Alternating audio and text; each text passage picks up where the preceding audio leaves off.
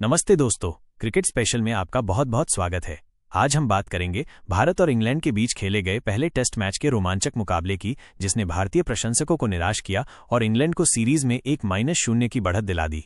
यह मैच कई मायनों में ऐतिहासिक रहा, खासकर इंग्लैंड के लिए जिन्होंने टेस्ट क्रिकेट में अपना दूसरा सबसे बड़ा लक्ष्य हासिल करके शानदार जीत दर्ज की। आइए इस पूरे मैच का विस्तार से विश्लेषण करते हैं।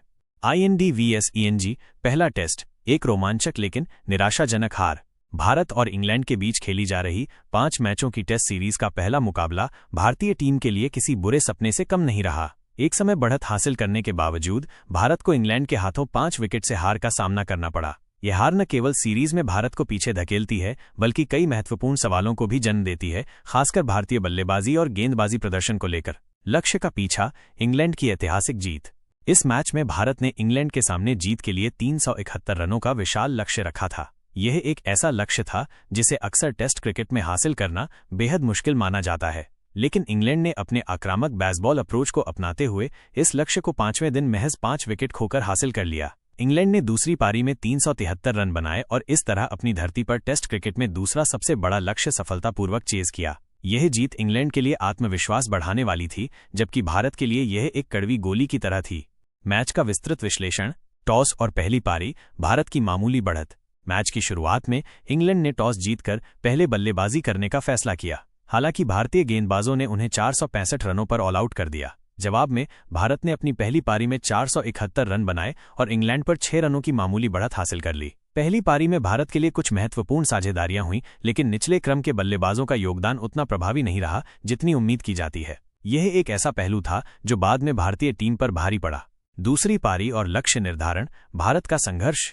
भारत की दूसरी पारी चौथे दिन 364 रनों पर समाप्त हुई। इस पारी में भी भारतीय बल्लेबाजों को संघर्ष करना पड़ा। निचले क्रम के बल्लेबाजों का अपेक्षित प्रदर्शन न कर पाना एक बार फिर चिंता का विषय रहा। इस तरह भारत ने इंग्लैंड के सामने कुल 370 रनों की बढ़त हासिल की और उन्हें जीत के लिए 371 रनों का लक्ष्य दिया। यह एक चुनौतीपूर्ण लक्ष्य था, लेकिन इंग्लैंड के बल्लेबाजों ने इसे असाधारण रूप से हासिल किया।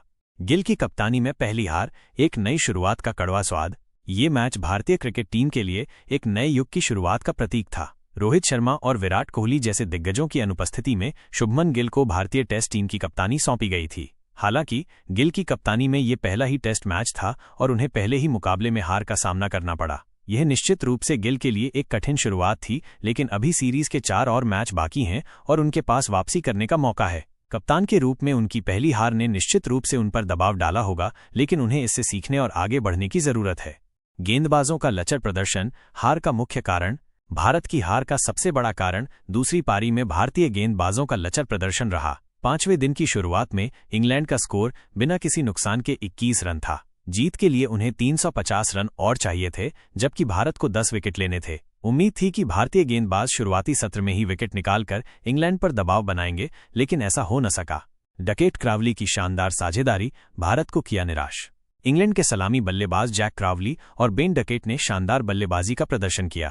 दोनों ने मिलकर पहले विकेट के लिए 188 रनों की विशाल साझेदारी की। इस साझेदारी ने भारत को पूरी तरह से बैकफुट पर धकेल दिया। डकेट ने अपने करियर का शानदार शतक जड़ते हुए 149 रन बनाए, जबकि क्रावली ने भी 65 रनों की महत्वपूर्ण पारी खेली। इन दोनों बल्लेबाजों ने 5वें दिन के पहले सत्र में भारतीय गेंदबाजों को कोई सफलता हासिल नहीं करने दी, जिसने इंग्लैंड की जीत की नींव रखी। मध्यक्रम का योगदान और भारतीय गेंदबाजों की असफलता।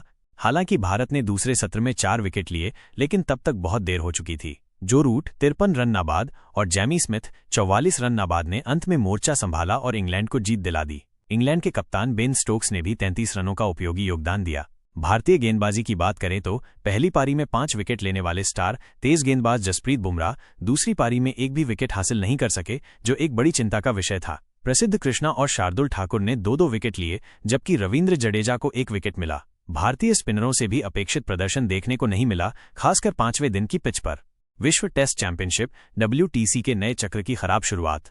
यह हार भारत के लिए विश्व टेस्ट चैंपियनशिप 2025-27 के नए चक्र की भी खराब शुरुआत है। इस हार के बाद भारत अंक तालिका में चौथे स्थान पर खिसक गया है। वहीं इंग्लैंड लीड्स टेस्ट में इस जीत के साथ शीर्ष पर पहुंच गया है। उनके खाते में 12 अंक हैं और उनका अंक प्रतिशत 100 का हो गया है। भारत की तरह इंग्लैंड ने भी WTC के नए चक्र की शुरुआत इसी लीड्स टेस्ट से की है। अंक तालिका में दूसरे और तीसरे स्थान पर क्रमशः बांग्लादेश और श्रीलंका की टीमें हैं, जिनके बीच खेला गया पहला मुकाबला ड्रॉ पर समाप्त हुआ था। भारत को अब इस हार को भूलकर आगे बढ़ना होगा। तेंदुलकर एंडरसन ट्रॉफी का दूसरा मुकाबला बर्मिंघम में 2 जुलाई से शुरू होगा। भारतीय टीम को अपनी गलतियों से सीखने और अगले मैच में मजबूत वापसी करने की जरूरत है। आगे की राह, क्या भारत कर पाएगा वापसी? ये हार निश्चित रूप से भारतीय टीम के लिए एक वेकअप कॉल है। उन्हें अपनी बल्लेबाजी में निचले क्रम के योगदान और दूसरी पारी में गेंदबाजों के प्रदर्शन पर गंभीरता से विचार करना होगा। रोहित शर्मा और विराट कोहली जैसे अनुभवी खिलाड़ियों की अनुपस्थिति में युवा खिलाड़ियों को जिम्मेदारी लेनी होगी और दबाव में प्रदर्शन करना होगा। ये सिर्फ एक मैच था और सीरीज अभी बाकी है। भारतीय टीम के पास अभी भी वापसी करने का पूरा मौका है। उन्हें अपनी रणनीति पर फिर से काम करना होगा, खासकर 5वें दिन की गेंदबाजी को लेकर। इंग्लैंड ने दिखा दिया है कि वे किसी भी लक्ष्य का पीछा कर सकते हैं और भारतीय गेंदबाजों को उन्हें रोकने के लिए बेहतर योजना के साथ आना होगा। दोस्तों, ये था भारत और इंग्लैंड के बीच पहले टेस्ट मैच का विस्तृत विश्लेषण। हमें उम्मीद है कि आपको ये जानकारी पसंद आई होगी।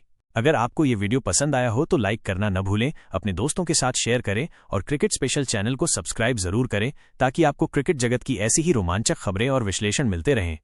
अगले वीडियो में फिर मिलेंगे, तब तक के लिए अलविदा।